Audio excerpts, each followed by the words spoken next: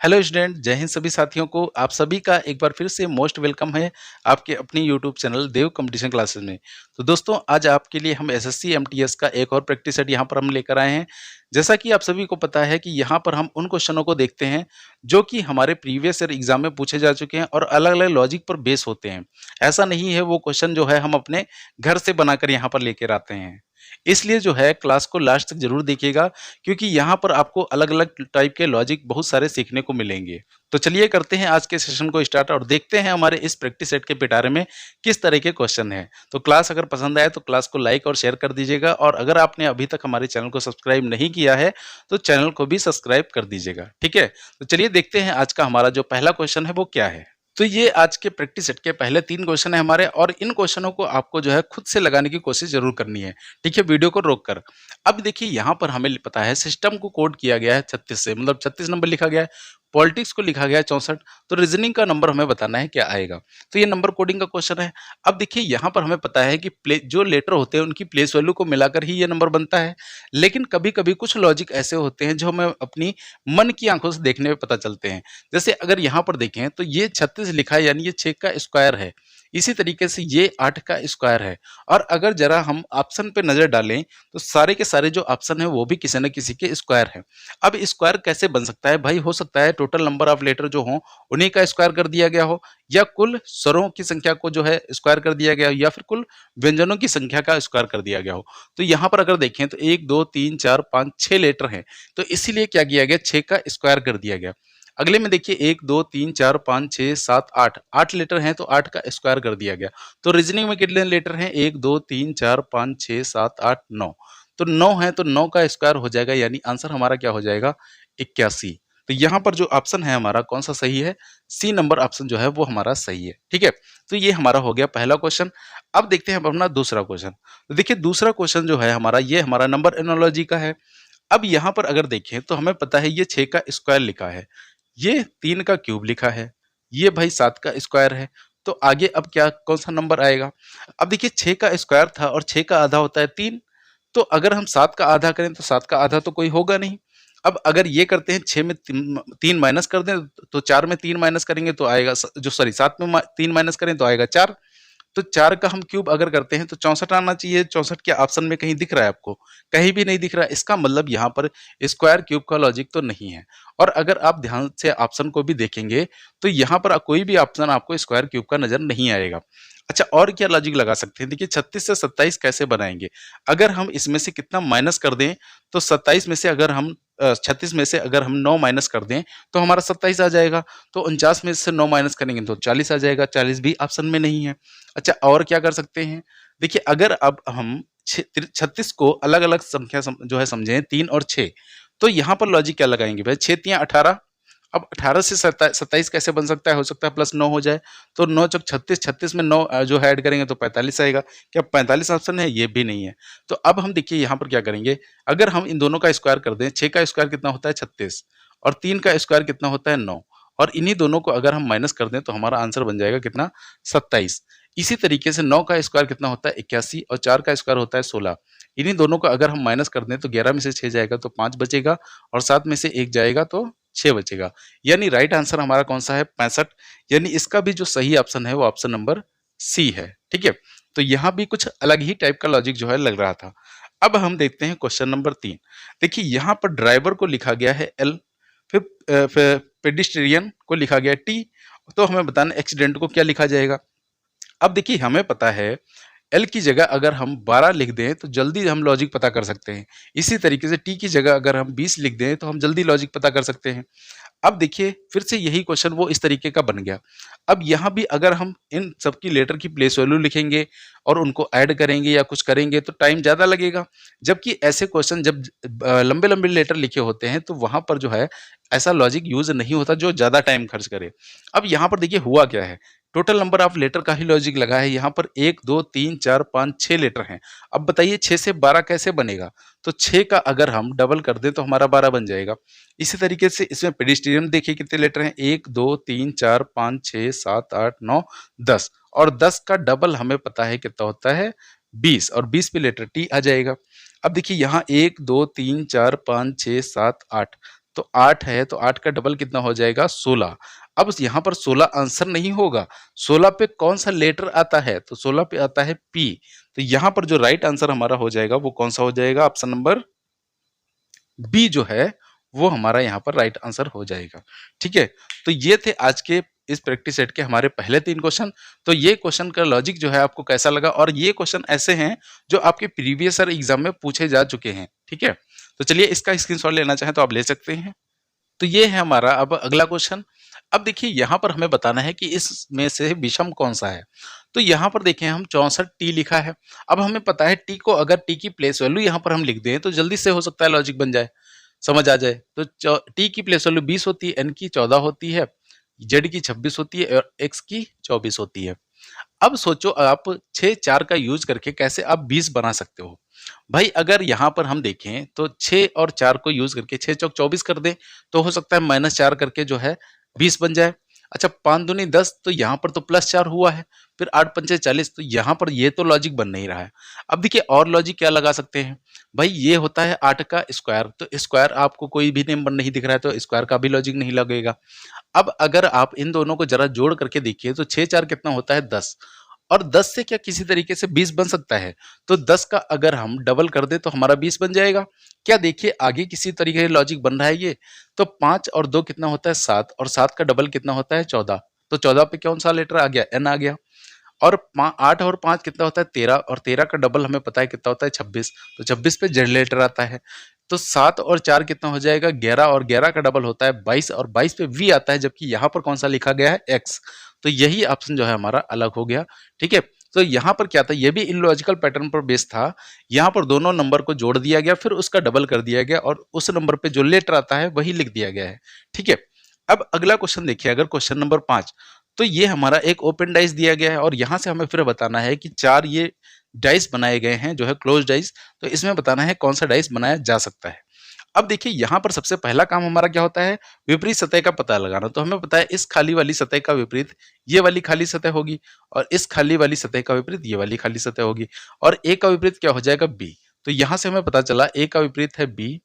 ठीक है, और ये एक खाली सतह, इसका विपरीत भी क्या है, खाली सतह है, और दूसरी भी खाली सतह, इसका भी विपरीत क्या है, एक खाली सतह है। अब देखिए हमने आपको बताया था कि डाइस में होता क्या है कि कभी भी दो विपरीत सतह हमें एक साथ दिखाई नहीं देती, तो हर उस ऑप्शन को हम हटा देंगे जिसमें दो विपरीत सतह या तो एक साथ दिखाई दे रही हैं या तो फिर एक साथ छिप गई हैं। अच्छा देखिए हमें पता है ए और बी, तो ए और बी एक साथ जो है एक दूसरे के विपरीत हैं, कभी भी एक साथ नहीं आएंगे। इसमें देखिए एक साथ आ गए तो ये ऑप्शन कभी नहीं हो सकता, इसमें भी एक साथ आ गए तो ये भी ऑप्शन कभी नहीं हो सकता। अच्छा इसमें नहीं आया है, तो देखिए यहाँ से ए आया, अब इन दोनों सतह में से हो सकता है ये वाली सतह कोई आई हो, और इन दोनों सतह में से कोई एक सतह ये आई हो, तो ये ऑप्शन बनाया जा सकता है। ठीक है, अच्छा बताइए क्या ये ऑप्शन कभी भी बन सकता है। देखिए हमें पता है ए का विपरीत बी है, तो ए और बी में से कोई एक सतह हमें दिखना जरूरी है, दोनों कभी भी एक साथ छिप नहीं सकते। तो जबकि यहाँ दोनों क्या हुई, एक साथ छिप गए, इसलिए ये भी ऑप्शन जो है गलत हो गया। तो ऑप्शन नंबर हमारा सही कौन सा है, 3, यानी यहाँ पर जो है केवल तीसरा निष्कर्ष जो है अनुसरण करेगा। ठीक है, तो ये हमारे हो गए 5 क्वेश्चन। तो चलिए अब हम चलते हैं अपने नेक्स्ट क्वेश्चन पर। तो देखिए ये जो हमारा अगला क्वेश्चन है ये है इनइक्वलिटीज का असमानता। अगर इस टॉपिक की क्लास आपने देखी होगी तो बस आप इसे देखते ही देखते आंसर बता दोगे। अच्छा यहाँ पर देखिए पूछा क्या गया है, कौन सा निष्कर्ष सही नहीं है, यानी जो नहीं है उसी को हमें सही मतलब टिक करना है। तो अगर देखें टी से एल, तो देखिए टी से जब एल जाओगे आप तो बड़ा आया रास्ते में, फिर बड़ा आया, फिर बड़ा आया, यानी आंसर क्या बनेगा, बड़ा ही बनेगा। तो टी बड़ा है एल से, यही तो लिखा है, इसका मतलब ये सही है। तो अगला ऑप्शन है v छोटा है t से। अब देखिए v यहाँ है और t कहाँ है, यहाँ। अब ये दोनों ही जो है अलग अलग हैं, तो हमें क्या करना पड़ेगा, जोड़ना पड़ेगा। अब देखिए v k यहाँ भी है और k यहाँ भी है, इसका मतलब हम k से जोड़ेंगे इसको। तो पहले जाएंगे v से k, तो k से हमारा जो है निष्कर्ष बनेगा v छोटा है k से। अब देखिए k से हम जाएंगे h, क्योंकि हमें t तक जाना है ना, तो k से h जाएंगे तो k क्या पढ़ेंगे, k छोटा है h से। फिर h से t जाएंगे तो h छोटा है t से। तो तीनों ही छोटे ही सिंबल आए हैं, इसका मतलब v छोटा है t से, ये भी सही है। तो यहाँ पर अब देखिए k बराबर b। अब बराबर का ऑप्शन कब सही होगा, जब सारे ही रास्ते में बराबर आएंगे। लेकिन देखिए बराबर यहाँ पर कहीं है ही नहीं, इसका मतलब ये ही ऑप्शन गलत है, और यही हमारा जो है सही भी होगा, सबसे अलग हो जाएगा। अब इसको भी देखिए आप, h बड़ा है z से, तो तो H यहाँ है K। अब देखिए K के साथ कौन जुड़ा है, Z के साथ कौन जुड़ा है K। तो H से K पहले जाएंगे तो बड़ा ऑप्शन आएगा, H बड़ा है K से। फिर K से Z जाएंगे तो K बड़ा है Z से। तो यहाँ बड़ा आया तो H बड़ा है Z से।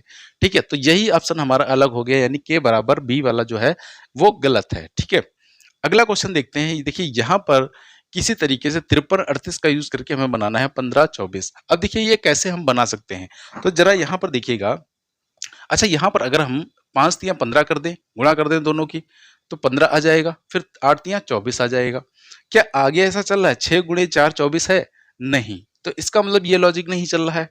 अच्छा, और लॉजिक क्या लगा सकते हैं, अगर हम इन दोनों की गुणा भी कर दें तो हम इसके जो है ये नंबर नहीं बन पाएगा, बहुत बड़ा नंबर बनेगा जाके। अच्छा, इनको अगर जोड़ करके हम किसी से गुणा करें तब भी ये नंबर नहीं बनेगा।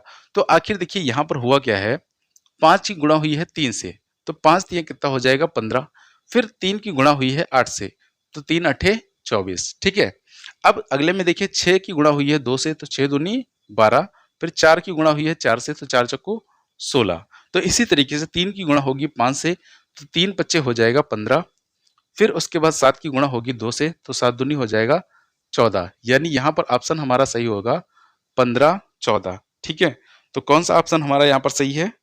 ऑप्शन नंबर बी जो है हमारा वो यहाँ पर सही है। ठीक है, तो ये हमारे हो गए 7 क्वेश्चन। तो चलिए अब हम चलते हैं अगले क्वेश्चन पर। और क्लास अगर पसंद आए तो इसे लाइक और शेयर जरूर कर दीजिएगा और चैनल को भी सब्सक्राइब कर दीजिएगा। ठीक है, अब ये हमारे सामने अगले 3 क्वेश्चन है। तो देखिए ये भी हमारा नंबर एनोलॉजी का क्वेश्चन है। हमें बताना है जिस तरीके से 12 का संबंध 120 से है, 18 का 288 से है, तो 21 का संबंध किससे होगा? अब भाई यहाँ पर देखिए क्या करेंगे, भाई 12 का हमें पता है 12.120 होता है, लेकिन 18.288 थोड़ी ना होता है। तो ये लॉजिक तो काम नहीं कर रहा है। अच्छा, और लॉजिक यहाँ पर क्या लगा सकते हैं? अब देखिए 12 का अगर हम स्क्वायर करें तो 12 का स्क्वायर हमें पता है कितना होता है 144, जबकि यहाँ कितना लिखा है 120। तो ये बताइए 144 को अगर 120 बनाना हो तो हमें कितना माइनस करना पड़ेगा? 24 इसमें से माइनस करना पड़ेगा, तभी तो भाई 120 बनेगा। और अच्छा 24 जो होता है ये 12 का होता है डबल, तो हो सकता है यही तो लॉजिक आगे नहीं चल रहा है। तो 18 का स्क्वायर कितना होता है 324। अब 324 में से देखिए 18 का इस डबल यानी 36 अगर हम माइनस कर दें तो क्या हमारा 288 बन जाएगा। 14 में से 6 गया 8, फिर 11 में से 3 गया 8, और यहाँ पर बचेगा 2। यानी यही लॉजिक हमारा चल रहा है। तो हमें पता है 21 का स्क्वायर कितना होता है 441। 441, अब इसमें से हमें माइनस क्या करना है 21 का डबल यानी कि 42। तो इसका अगर हम माइनस कर देंगे 42 तो हमारा आंसर बन जाएगा 11 में से 2 गया 9, 13 में से 4 गया 9, और यहाँ पर बनेगा 3। यानी 399 जो है हमारा वही हमारा राइट आंसर होगा। ठीक है, तो ये हमारा हो गया क्वेश्चन नंबर 8। अब देखिए क्वेश्चन नंबर 9 में हमें बताना है कि यदि किसी घड़ी में 20:15 हुई हो तो बताइए ये समय हमें प्रतिबिंब में क्या दिखाई देगा। अच्छा, यहाँ पर देखिए हमसे ये नहीं कहा गया कि दर्पण प्रतिबिंब बताना है या जल प्रतिबिंब बताना है।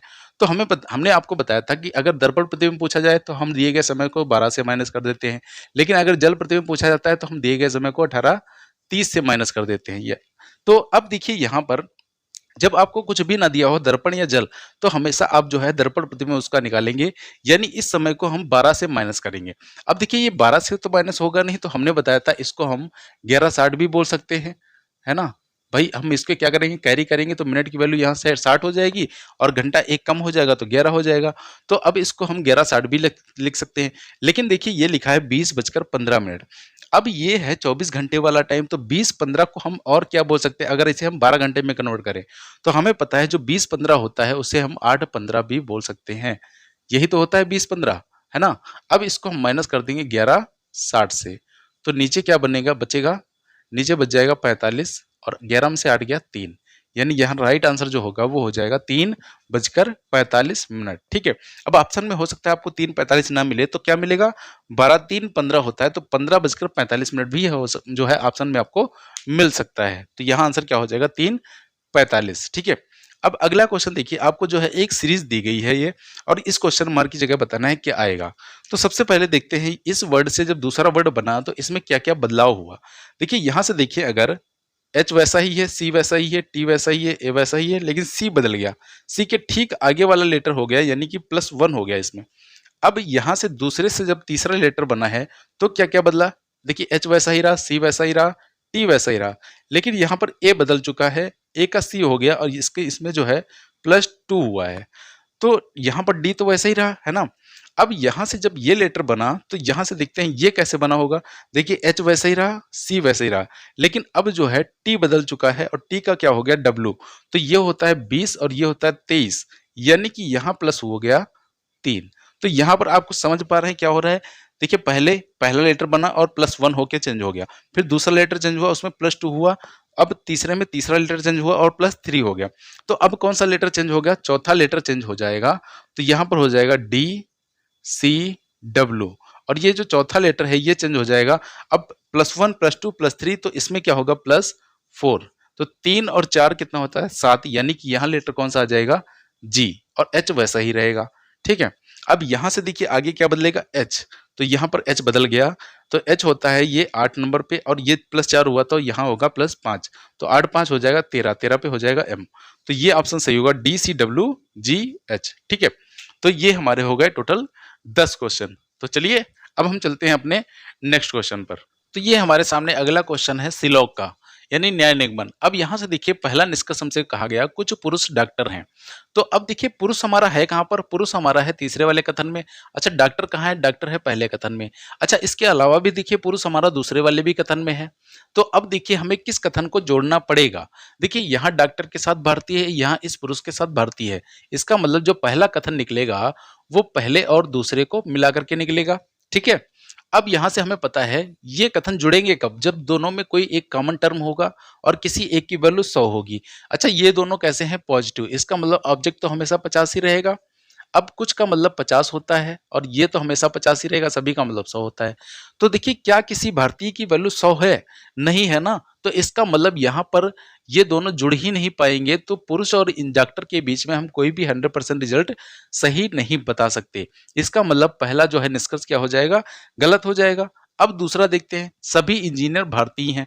अब देखिए इंजीनियर हमें कहाँ दिख रहा है? इंजीनियर हमें दिख रहा है तीसरे वाले कथन में, और भारतीय कहाँ है? दूसरे वाले कथन में। अब भारतीय पहले में भी है, लेकिन देखिए इस इंजीनियर के साथ पुरुष है और यहाँ भारतीय के साथ पुरुष है। तो यहाँ पर देखिए ये भी पॉजिटिव है तो इसकी वैल्यू 50 हो जाएगी, और सभी है तो ये 100 हो जाएगा। अब यहाँ भी कोई कॉमन टर्म होना चाहिए, दोनों में पुरुष पुरुष कॉमन है और किसी एक की वैल्यू 100 होनी चाहिए, तो इसकी वैल्यू 100 है, यानी यहाँ पर जो है कनेक्शन बन जाएगा। तो ये 100 है, ये 50 है, तो यहाँ से 3 निष्कर्ष सही निकलेंगे। सभी इंजीनियर भारतीय हैं, फिर निकलेगा कुछ इंजीनियर भारतीय हैं, और फिर कुछ भारतीय इंजीनियर हैं। तो यहाँ यही तो लिखा है सभी इंजीनियर भारतीय हैं, यानी सभी का मतलब 100, और ये पॉजिटिव है तो भारतीय की वैल्यू कितनी हो जाएगी 50। अब देख लिए 150 भी सही बैठ रहा होगा। ठीक है, तो यहाँ पर केवल दूसरा निष्कर्ष जो है वो अनुसरण करेगा। अब देखिए अगर आप जो है इस न्याय निगमन को पहली बार देख रहे हैं तो मेरा सजेशन यही रहेगा तो कि आप 150 से जो है पढ़ें, लेकिन आप जो है वेन डायग्राम से अगर पढ़ चुके हैं तो आप अगर उससे सही कर पा रहे हैं तो आप उससे सही करिए, कोई दिक्कत नहीं है। ठीक है, 150 में हालांकि ये जो है रहता है कि आपको जो है यहाँ पर कुछ भी लिखने की भी जरूरत नहीं पड़ेगी, ये हम आपको समझाने के लिए लिखते हैं, वरना हमें लिखने की कोई जरूरत नहीं है। तो इसकी क्लास आप देख लीजिएगा, प्लेलिस्ट में आपको मिल जाएगी। ठीक है, अच्छा अगला क्वेश्चन देखें तो ये हमारा है कोडेड ब्लड रिलेशन का। ठीक है, अब यहाँ पर हमसे कहा गया, यहाँ पर हमें सिर्फ पढ़ना है जैसे लिखा है। अच्छा पहले लिखा J3L, तो देखिए 3 का मतलब क्या है? P3Q का मतलब है PQ की बेटी है। इसका मतलब हम इसे क्या पढ़ेंगे? JL की बेटी है। तो J किसकी बेटी है? L की बेटी है, तो L ऊपर रहेगा, और बेटी कौन है? J, तो इसको हम सर्किल में बंद कर देंगे। ठीक है, फैमिली ट्री बना रहे हैं यहाँ पर। फिर लिखा गया है 3L9, अब सॉरी L9N। अब देखिए 9 का मतलब क्या है? P9Q का मतलब है PQ की बहन है, इसका मतलब L9N का मतलब हो जाएगा LN की बहन है। तो L किसकी बहन है? N की। ठीक है, अच्छा ये बहन है तो इसको भी हम सर्किल में बंद कर देंगे, यानी ये लड़की है, महिला होगी। फिर है N3O, अब 3 का मतलब क्या था? P3Q का मतलब PQ की बेटी है, यानी NO की बेटी है। तो देखिए N क्या होगी अब? बेटी, तो इसको भी सर्कल बंद कर देंगे। और ये किसकी बेटी है? O की, तो O ऊपर हो जाएगा। अब O की बेटी L भी हो गई, N भी हो गई। ठीक है, आगे लिखा है O5K, तो 5 का मतलब देखिए क्या है? P5Q का मतलब है PQ का पिता है, इसका मतलब यहाँ होगा OK का पिता है। अच्छा O देखिए पिता है, यानी ये क्या होगा? पुरुष होगा, तो इसको हमने ट्रायंगल में बंद कर दिया। और ये किसका पिता है? K का, इसका मतलब ये L का भी पिता है, N का भी पिता है, तो K का भी पिता होगा। तो K इसी की या तो भाई होगी, भाई होगा, या फिर बहन होगी। तो हमसे देखिए यहाँ पर पूछा क्या गया है, J का के से क्या संबंध है? तो जे का किसके साथ का लगा है? जे के साथ। तो इसका मतलब हमें रिलेशन बताना है जे का, किससे? के से। तो देखिए जे के की कौन है? के की बहन की लड़की, और बहन की लड़की कौन होती है? भांजी। अब देखिए यहाँ भांजी ना होता तो भतीजी ऑप्शन में दिया होता, तो वो भी ऑप्शन सही होता, ठीक है। तो यहाँ पर क्या हो जाएगा? भांजी सही हो जाएगा, यानी ऑप्शन नंबर जो है हमारा सी यहाँ पर वो सही हो जाएगा, ठीक है।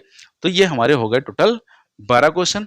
तो चलिए अब हम चलते हैं अपने नेक्स्ट क्वेश्चन पर। तो अब देखिए 15 नंबर क्वेश्चन जो है हमारा, ये हमारा है, इसको हमें डिक्शनरी क्रम में अरेंज करना है। तो यहाँ पर अगर हम ऑप्शन को ध्यान से देखें, क्योंकि ये क्वेश्चन हम ऑप्शन से ही हमेशा करते हैं, तो दो ऑप्शन में 5 पहले है, दो ऑप्शन में 1 पहले है। तो हम देखेंगे पहले 5 आएगा या पहले 1 आएगा। देखिए ये 5 नंबर है, ये 1 नंबर है। तो यहाँ पर जरा देखिए कॉमन क्या क्या है? P H, P H common हो गया। अब इसमें तीसरा ओ है, इसमें तीसरा वाई है। अच्छा पहले ओ आएगा डिक्शनरी में या वाई आएगा? तो पहले आएगा ओ, इसका मतलब 5 नंबर पहले आएगा। तो 1 नंबर वाले ऑप्शन हट गए, यानी तीसरा चौथा हट गया। अब यहाँ पर देखिए ए और बी में दूसरा नंबर जो एक ही है, तो एक को तो हम नहीं देखेंगे, ठीक है। फिर तीसरा देखिए, एक में 4 है, एक में 2 है। तो अब 4 और 2 में देख लीजिए पहला कौन है? तो ये है 4 नंबर और ये है 2 नंबर। अब यहाँ पर अगर कॉमन देखें, P H Y S I C, P H Y S I C, यहां तक कॉमन है। इसमें सी के बाद एस है, इसमें सी के बाद आई है। तो अब बताइए पहले आई आएगा या पहले एस आएगा? तो पहले आई आएगा, यानी 4 नंबर पहले आएगा। तो 5 1 4 जो ऑप्शन शुरू है वही हमारा सही होगा, यानी ऑप्शन नंबर जो ए है वो हमारा राइट हो गया, ठीक है। अब देखते हैं अगला क्वेश्चन। तो यहाँ पर देखिए हमें जो है कुछ नंबर दिए गए हैं, और यहाँ पर हमें बताना है कि ऐसा पैटर्न आपको किस जो है ऑप्शन में दिख रहा है।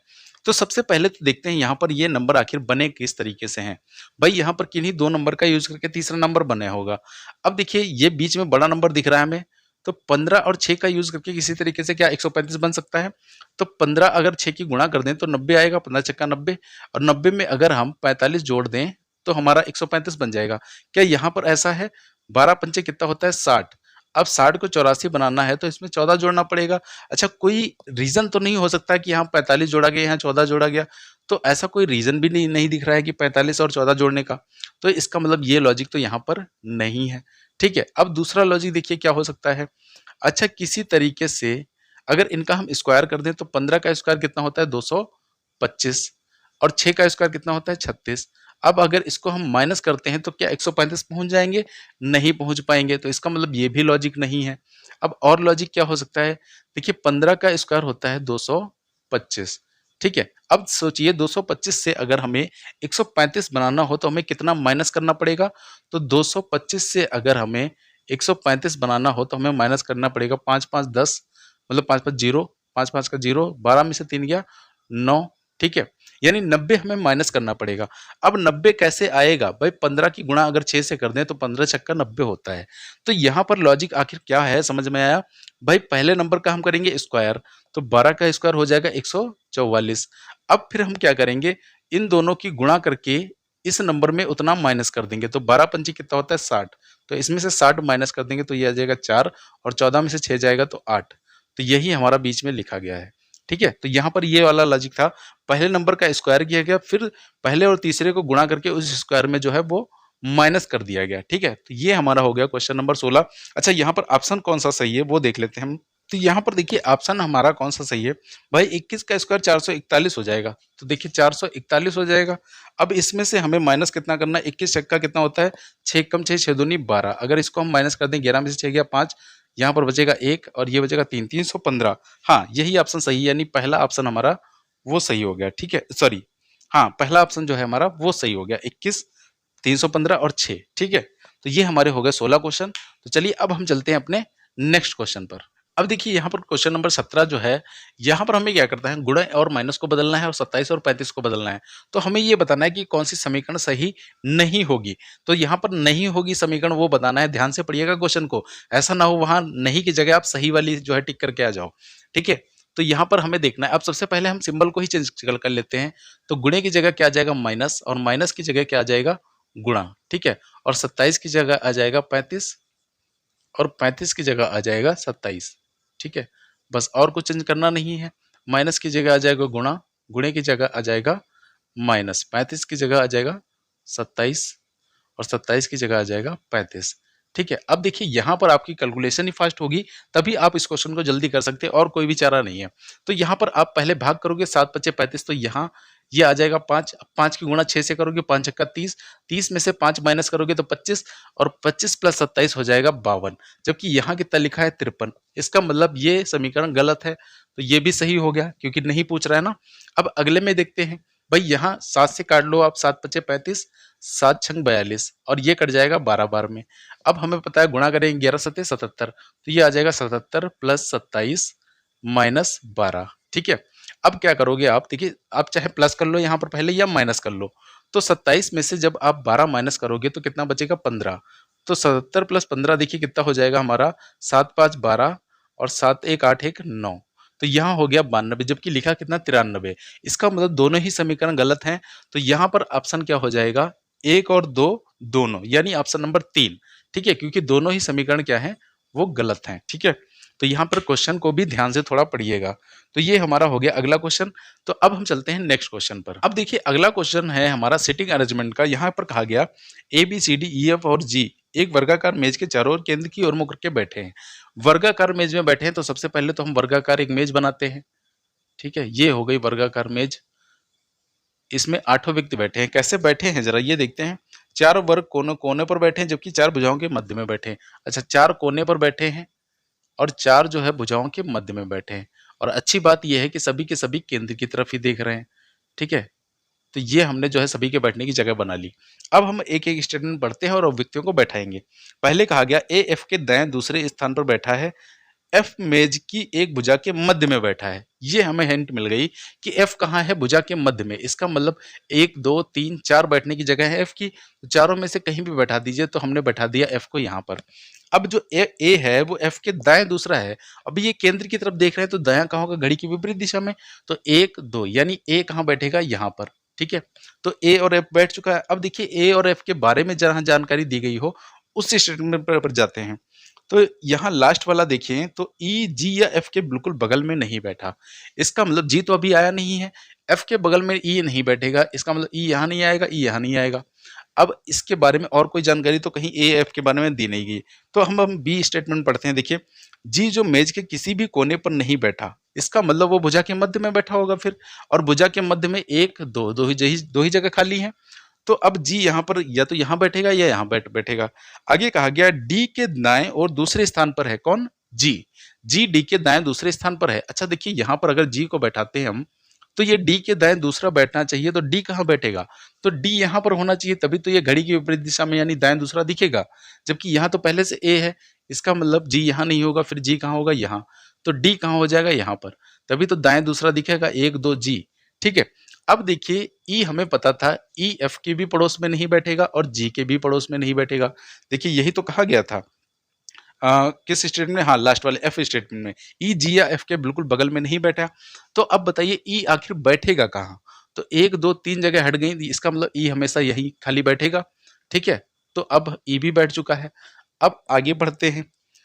फिर आगे कहा गया डी और बी के बीच केवल 2 व्यक्ति बैठे हैं। अच्छा, डी और बी के बीच 2 व्यक्ति बैठे हैं, इसका मतलब 1 2 बी यहाँ हो सकता है, 1 2 बी यहाँ हो सकता है। तो 2 जगह बैठ नहीं है बी के बैठने की, तो इसको छोड़ देते हैं। सी जी के बिल्कुल बगल में नहीं बैठा।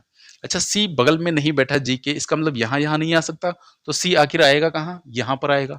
ठीक है, अब देखिए जो डी और बी के बीच 2 व्यक्ति बैठे थे, अब यहाँ तो 2 व्यक्ति हो नहीं सकते, बी आ नहीं सकता। तो 1 2, इसका मतलब बी यहाँ आएगा। ठीक है, अब यहाँ पर बच कौन गया, A B C D E F G, H बच गया। तो एच बैठ जाएगा यहाँ पर। तो ये हमारी अरेंजमेंट हो गई कंप्लीट। ठीक है, अब देखिए यहाँ पर हमसे क्वेश्चन क्या पूछा गया है, निम्नलिखित में से कौन वर्ग की भुजा के मध्य में बैठा है।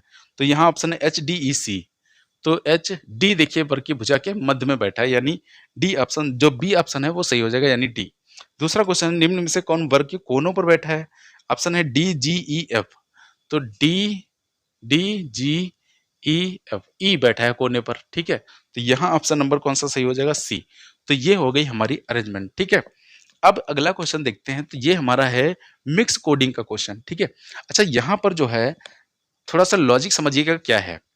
देखिए यहाँ पर हमें पता है, यहाँ पर होता क्या था, जो लेटर बाएं तरफ कुछ लेटर लिखे होते हैं, दाएं तरफ उनके जो है कोड लिखे होते हैं। तो हमने यहाँ बताया था कि कुछ ऐसे जो लेटर होंगे जो बाईं तरफ कॉमन होंगे, उनके कोड भी दाईं तरफ कॉमन होंगे। लेकिन जरा यहाँ पर देखिए, आपको एक भी वर्ड जो है कहीं कॉमन नहीं दिख रहा होगा। तो इसका मतलब अब यहाँ पर हम पहचानेंगे कैसे? तो यहाँ पर जो लॉजिक होगा, वो आपको ज़रा थोड़ा-सा अपनी मन की आँखों से देखने पे पता चलेगा कि आखिर लॉजिक है क्या यहाँ पर। तो देखिए यहाँ लॉजिक कुछ नहीं है, 1, 2, 3, 4, 5, 6, 6 लेटर इसमें है तो 6 नंबर लिख दिया गया। 4 लेटर इसमें है तो 4 नंबर लिख दिया गया और 4 इसमें है तो 4 नंबर लिख दिया गया, ठीक है? फिर यहाँ देखिए 4 इसमें लेटर हैं, 3 इसमें हैं और 5 इसमें है तो 4, 3, 5 लिख दिया गया। 2, 4 और 5, 2, 4, 5 तो यहाँ कितने लेटर हैं पहले 3, 2, 5 फिर इसमें कितने हैं 3, 2, 5 और इसमें कितने हैं 6 तो ऑप्शन हो जाएगा सही 5, 5, 6 यानी कि कौन सा ऑप्शन है इसका? सी ऑप्शन जो है वो यहाँ पर सही हो जाएगा, ठीक है?